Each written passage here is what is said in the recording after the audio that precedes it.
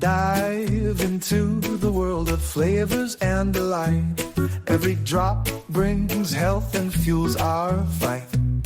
Coffee, the ultimate treat. Podcast takes the lead, where each brew inspires and plants the seed. Now let's explore curiously with our taste buds and ears, with every delightful sip with the host. Coffee, the ultimate treat. All right, welcome back to Coffee, the Ultimate Treat podcast. I'm Kevin, and as always, I've got Brian here with me. Today, we're diving into the legends and the real stories behind coffee's wild journey from the Ethiopian plateau to, well, pretty much every corner of the globe. Yeah, and honestly, this is one of my favourite parts of coffee history.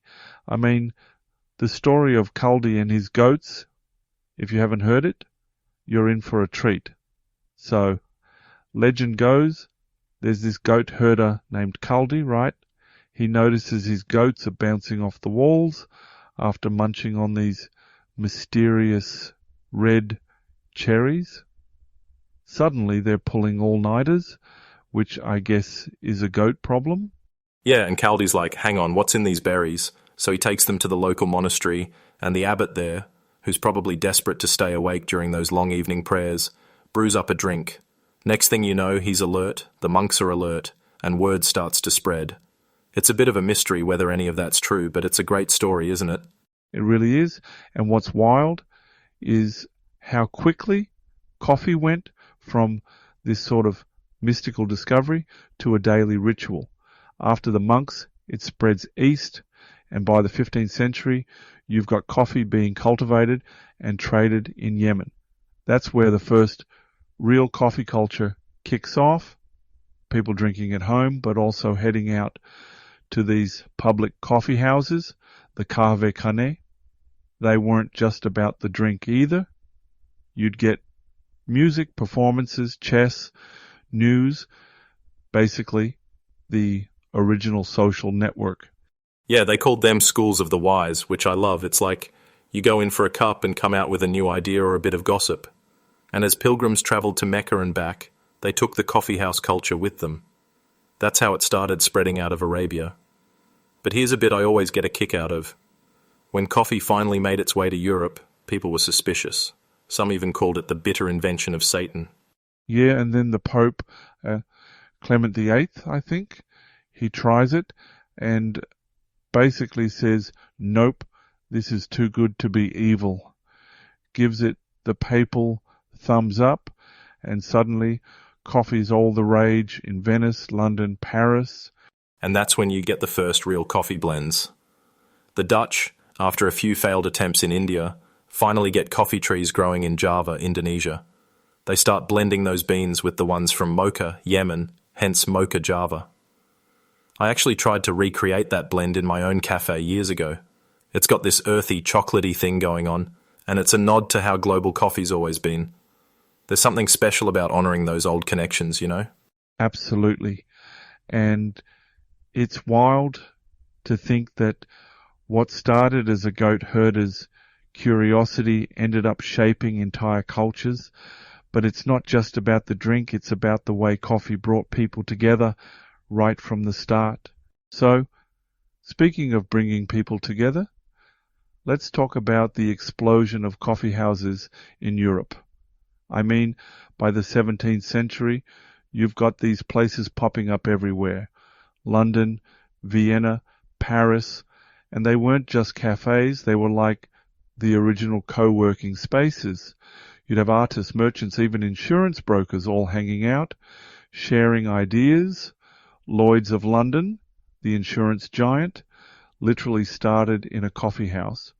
Yeah, and in London they called them penny universities. For the price of a cup, you'd get access to all sorts of conversation and debate. It's funny because before coffee, people were drinking beer or wine for breakfast. Can you imagine trying to get any work done after a pint at 8 a.m? No wonder productivity shot up when coffee took over. And then you get this pivotal moment in America. Tea was the big thing until the Boston Tea Party. After that, coffee becomes the patriotic drink, and it just takes off. We talked about this a bit in our episode on coffee and American culture, but it's wild how a political protest basically changed the country's caffeine preference. Yeah, and then you get these waves of coffee in the US. First the mass-produced stuff, then the rise of coffee chains, and now specialty coffee. Each wave brings a new kind of community and creativity. It's like coffee keeps reinventing itself, but the social bit never goes away. That's so true. I remember when I was just starting out with my first digital business, I'd go to this local cafe that was always packed with writers, designers, people sketching out ideas on napkins. It wasn't just about the caffeine, it was the energy in the room. I started bringing my brainstorming sessions there, and honestly, some of my best ideas came from those random conversations over a flat white. Yeah, and that's something we've touched on before, how coffee shops are these little incubators for creativity and connection. Whether it's a big city or a small town, you walk in and suddenly you're part of something bigger. It's not just about the drink, it's about the people and the ideas that come with it. Exactly. And now with specialty shops, latte art, and all these new brewing methods, it's like the culture just keeps evolving, but at the heart of it, it's still about bringing people together, just like those old schools of the wise. All right, let's shift gears and talk about the folks who really changed the game, the coffeepreneurs. I mean, you've got legends like Alfred Peet, who basically taught America how to drink good coffee. He brought in high-quality, custom-roasted beans back in the 60s and mentored the Starbucks founders, though he wasn't shy about saying they went their own way with those super dark roasts. Yeah, and then there's Erna Knudsen. She's one of my favorites. She broke through all sorts of barriers, became the first female green coffee broker in the US, and actually coined the term specialty coffee. She didn't even start her own company until she was 64, and she kept working into her 90s. That's some serious passion. And you've got Howard Schultz, who took Starbucks from a little Seattle shop to a global empire. Or James Freeman, who started Blue Bottle in his kitchen, maxed out his credit cards and turned it into a brand worth hundreds of millions. Then there's Phil Jaber, who spent 25 years experimenting with blends in his grocery store before launching Phil's Coffee. It's wild how these stories all start small.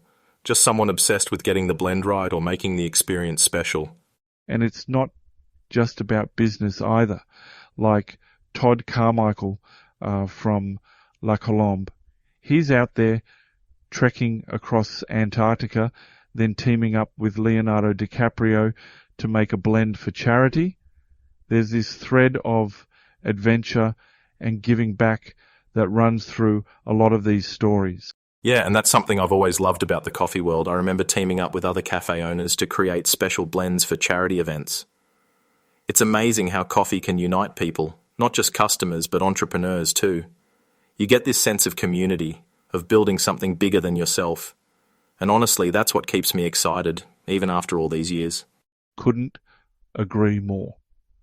Whether it's a tiny cafe or a global brand, it's the passion and the people that make coffee culture what it is. And as we've seen, the stories still being written, there's always another innovator, another blend, another community forming around a cup. Absolutely. Well, that's all for today's episode. Thanks for joining us on this journey from ancient legends to modern coffeepreneurs. We'll be back soon with more stories, more tips, and probably a few more tangents. Brian, always a pleasure. Always, Kevin. Thank you, everyone, for listening. Enjoy a great cup, and we'll catch you next time. Oh, please don't forget to go ahead and subscribe to Coffee, the Ultimate Treat podcast, if you haven't already, so you can tune in and listen to the latest episodes effortlessly. Bye for now, and thanks for listening. Thanks for tuning in, it's really sweet. Your ears too were quite the treat. Sipping knowledge in every beat. We hope you found it hard to retreat.